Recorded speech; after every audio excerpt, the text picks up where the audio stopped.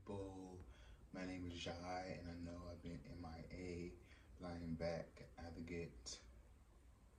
I'm working on getting a new camera. Right now I'm using my phone for this one. But yeah, with all that being said, welcome. Be sure to like, comment, subscribe, share, and wonderful stuff. And I am back with MrBallen, and this Thai resort is a tourist death trap. So yeah, sit back, relax, let's watch, get comfortable, and let's get into it. Today's story has a very surprising ending, and I do sort of tip off what actually happens, early-ish on in the story, but I'd be very surprised if people actually picked up on it and put it together before I reveal what actually happened. But before we get into today's story, if you're a fan of the strange, dark, and mysterious delivered in story format, the quality then you come better to the right than place, my because that's all we previous do, Canon and we upload once a week. So if that's of interest to you, please offer to make the like button a nice fresh bowl of oatmeal. Except, don't use milk, use gluten. Also, please subscribe to our channel and turn on all notifications so you don't miss any of our weekly uploads. Okay, let's get into today's story.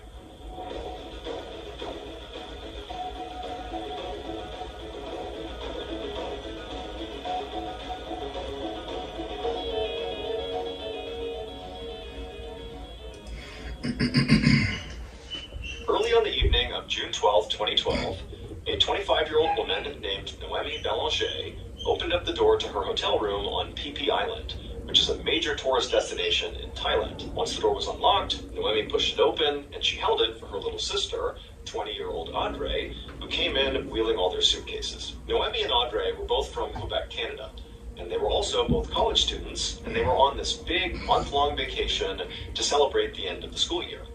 They had been in Vietnam for the past 3 weeks, and today they had arrived in Thailand, and their plan was to stay here for a bit before finally heading back to Quebec. But for right now, Noemi in particular was feeling really exhausted. I mean, there was a lot of travel getting here today, and the past 3 weeks had been loads of travel, and Noemi was kind of hitting a wall.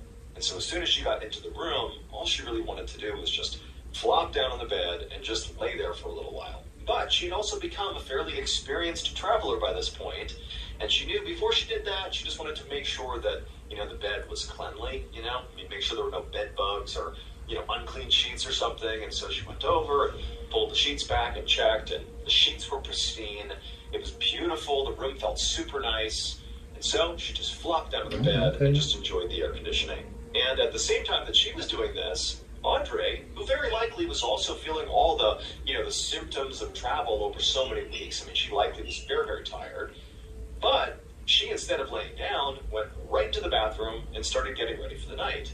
And Noemi sort of understood why. So while the girls were in Vietnam, they had met these two really nice guys who were from Brazil, and they had kind of hit it off, and, they had left today to go to Thailand, and wouldn't you know it, it turned out those guys, their itinerary included them coming to Thailand today.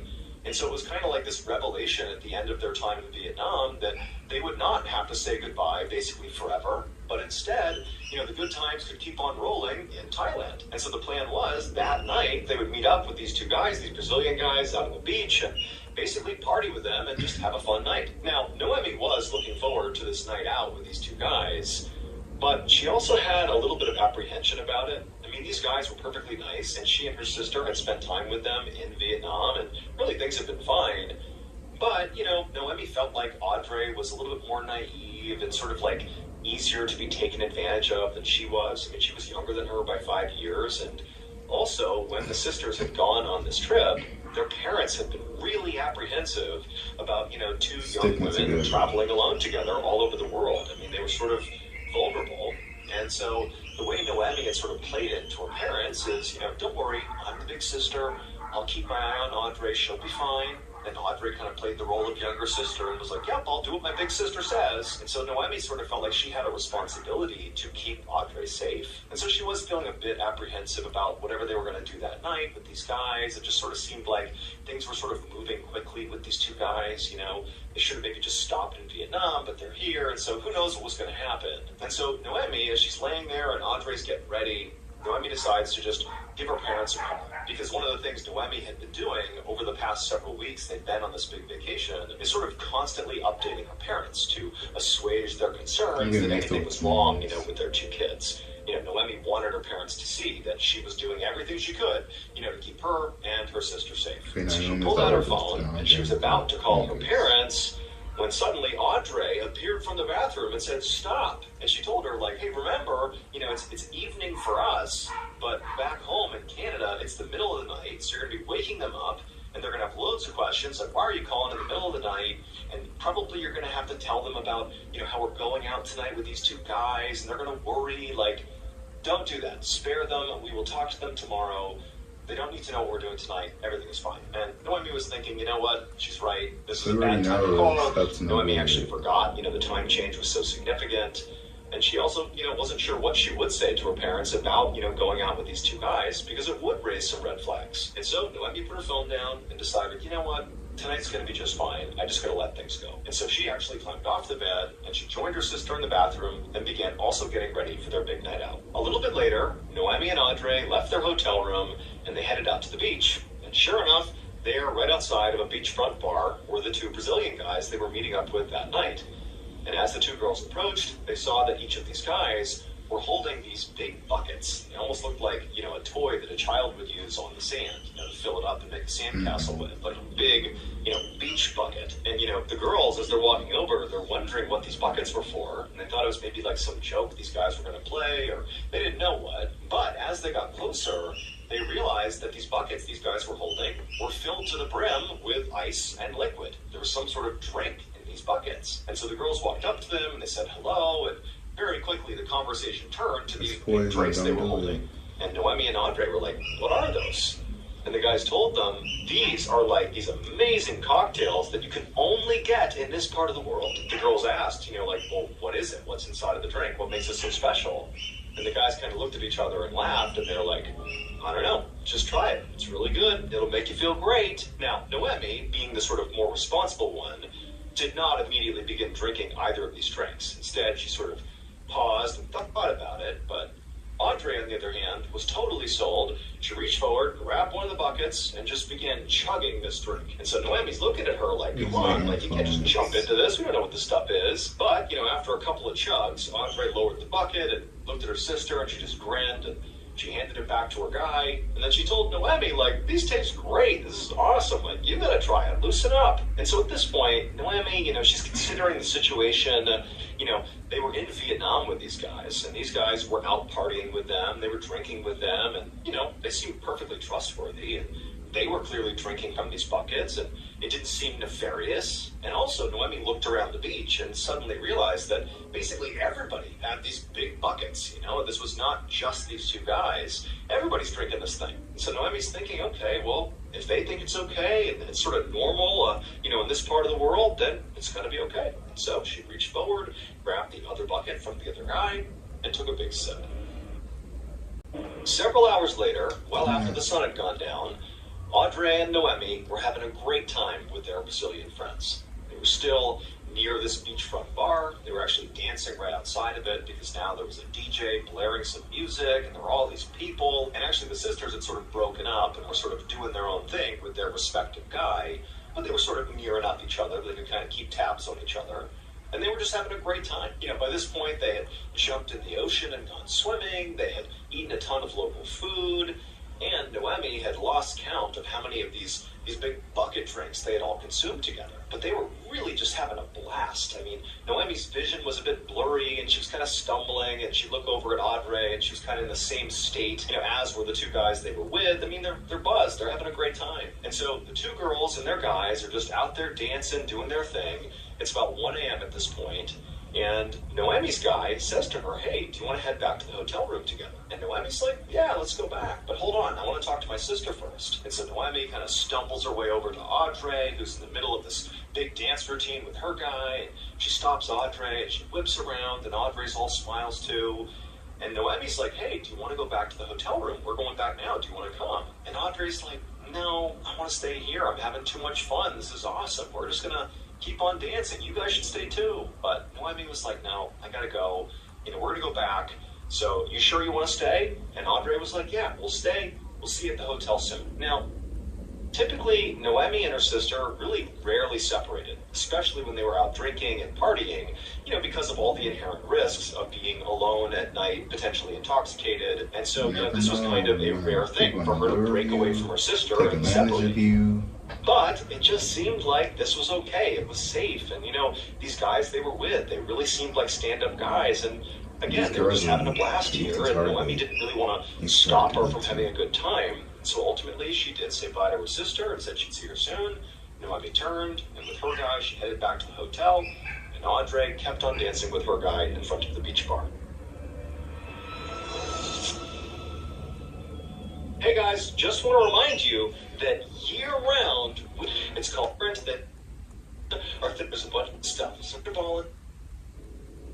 3 days later, on the evening of June 15th, a member of the housekeeping staff at the hotel where Noemi and Andre were staying walked up to the girls' room and they knocked. And like it had been the past 2 days, they didn't get a response because over the past couple of days, the housekeeping staff had not seen anybody come in or out of this room. And now it had gotten to the point where they really had to get in there to clean the room. And basically, if they didn't get a response, this staff member was going to have to unlock the door and just go in there. And so one more time, they knocked on the door and called out, housekeeping, just in case somebody was in there. And again, there was silence. So the staff member put their card into the door, they unlocked it, they opened it up, and stepped inside. And seconds later, that staff member was literally running out of the hotel room, screaming for help. At 9 p.m. that night, a team of police officers, led by Lieutenant Colonel Rat Somboon, arrived at the hotel room. Somboon was an experienced police officer, and he'd already been briefed on what was found inside the hotel room. So when he and his team walked inside and saw it for themselves, he wasn't shocked. When they got in there, they found two women inside. It was Noemi and Andre Ballen. And both of them were lying in their respective beds, tucked up in their sheets, lying perfectly still, and each of them was completely surrounded by vomit. Somboon estimated that these two women had been dead for between 12 and 20 hours, and his first theory as to what might have killed them was alcohol poisoning. That would explain the vomit. This was also a big tourist destination, and clearly these people were tourists, and so maybe they were out partying, and they died from alcohol poisoning. However, when Somboon looked more closely at the bodies, he noticed a confounding detail. There was all this dried blood on the girls' gums and also under their fingernails. And so that was not consistent with alcohol poisoning. And so Somboon thought, okay, well, maybe the reason they have blood in these parts of their body is because those are defensive injuries. Maybe somebody attacked these girls and that's how they've been killed. But after doing a cursory check around the hotel room, there was no sign of a struggle or any sort of break-in or anything like that. And so, if there had been some sort of lethal struggle in here, it certainly didn't show. And so Somboon and his team really didn't have any idea what had happened here. They had some ideas, but clearly they needed more information. Specifically, they needed to do an autopsy and a full toxicology report on both women. That would be the only way to really see what happened here, but that would take time. And so while they waited for those results to come in, Somboon decided that what he would focus on instead is trying to figure out what these girls were doing in the hours before they died. Where were they? What did they eat? What did they drink?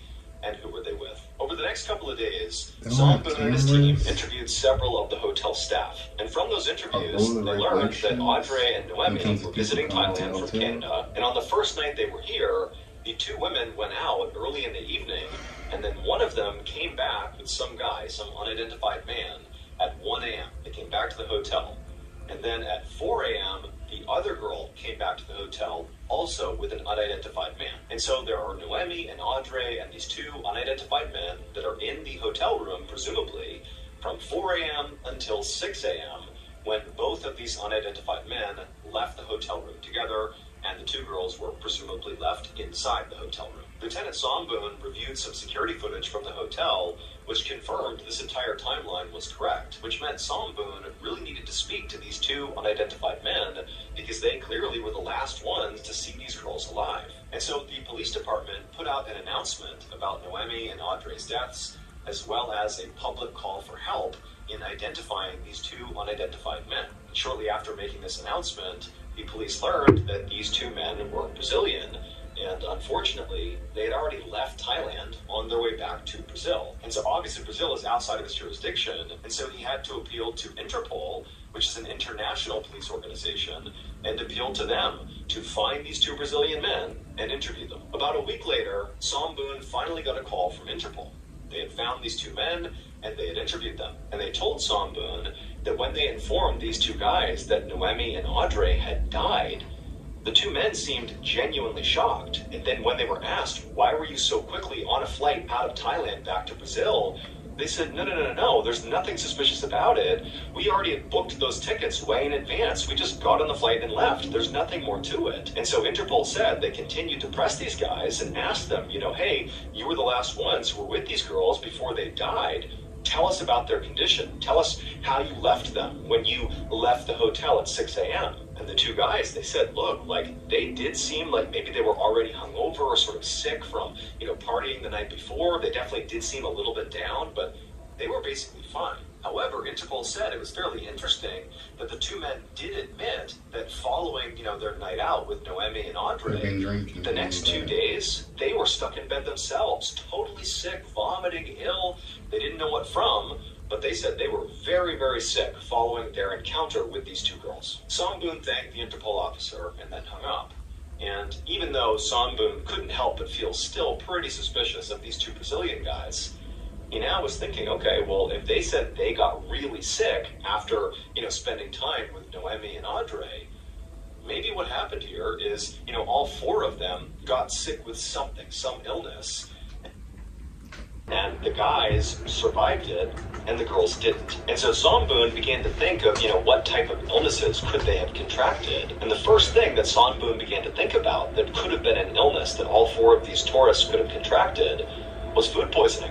Tourists come to Thailand and try the local food, and sometimes it makes them really sick. In particular, there were two types of food in Thailand that were sort of notorious for giving tourists just the worst food poisoning. One of them was a particular type of mushroom, and another was blowfish. And these two items, if your body reacted badly enough to them, it could be lethal. However, when Somboon got back the autopsy reports and the toxicology reports, he realized his theory about food poisoning was definitely wrong. So it would turn out those drinks that the girls had with the guys in those big buckets, they were unique to Thailand. Those are not drinks that are served really anywhere else in the world. And that's because those drinks are just not safe. And for whatever reason, it sort of blossomed in Thailand and it's sort of an accepted thing, but when you hear the ingredients of what's in this drink, you'll understand why it's not like a sanctioned or more popular thing outside of this small part of the world. So there is no alcohol in these big buckets of liquid. Instead, it includes crushed up narcotics, it includes cough syrup and Coca-Cola, and in some cases, pesticide. In fact, specifically, DEET, which is the main ingredient in mosquito repellent. And wouldn't you know it, in the reports that Somboon got back, he saw both of these girls clearly had ingested DEET, which again is a highly toxic chemical. However, despite learning this, even though this seemed to be clearly what happened here, this is a DEET poisoning case, Somboon's thinking to himself, how could this have happened? I mean, these drinks, which are called 4x100s, are pretty popular in Thailand, and people are not just turning up dead left and right. It's a dangerous drink, no doubt, but people do not die with any regularity from drinking it. And so Somboon thought what must have happened here is whoever mixed this particular batch of 4x100s must have accidentally included too much DEET. And so that would explain how, the two girls died from DEET poisoning, too much DEET in their drinks, and that very likely the guys as well consumed the same batch, which had tons of DEET in it, but their bodies were able to withstand it and they survived it despite getting very, very sick. And so 9 days after the two girls had died, their bodies were sent from Thailand back to Canada, along with the Thai police's official findings that this was an accidental DEET poisoning. However, when Noemi and Audrey's remains arrived in Canada, they did not go straight to their family. Instead, they went to a leading coroner in Quebec whose name was René Roussel. So by this point, the girls' parents were obviously heartbroken, but more than that, they were furious. The way they found out about the deaths of their daughters was on the media.